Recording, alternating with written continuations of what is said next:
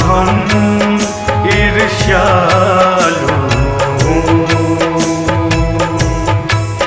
ना हम ईर्ष्यालु।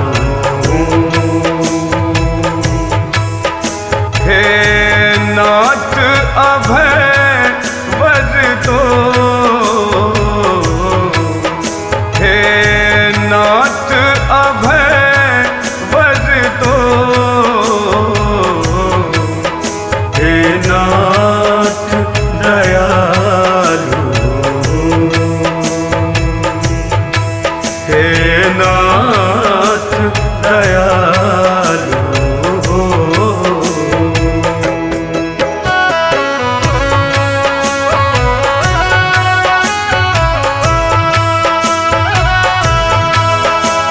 स्वार्थ की नगरी ये, स्वार्थ के ही रिश्ते हैं। स्वार्थ की नगरी ये, स्वार्थ के ही रिश्ते हैं। क्षण भर के लोभ में ये, क्षण में ही बीतते हैं। क्षण भर के लोभ में ये, क्षण में ही बीते हैं। अब इस श्रद्धालु को,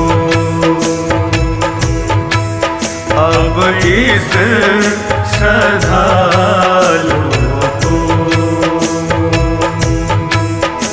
भव पार तुम्ही कर दो,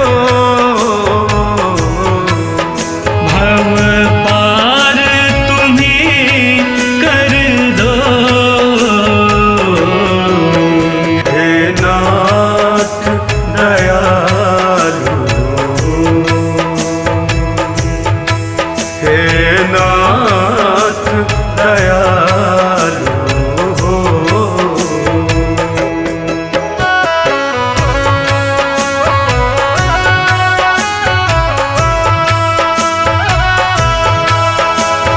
दो मुक्ति है परमेश्वर, माया के बंधन से। दो मुक्ति है परमेश्वर, माया के बंधन से। दरभंगिया है व्याकुल, दुखियों के क्रंदन से। शाहपुरिया है व्याकुल, दुखियों के क्रंदन से। हे नाथ कृपालु, हे नाथ कृपालु। हम पर भी कृपा कर दो, हम पर भी कृपा कर दो। हे नाथ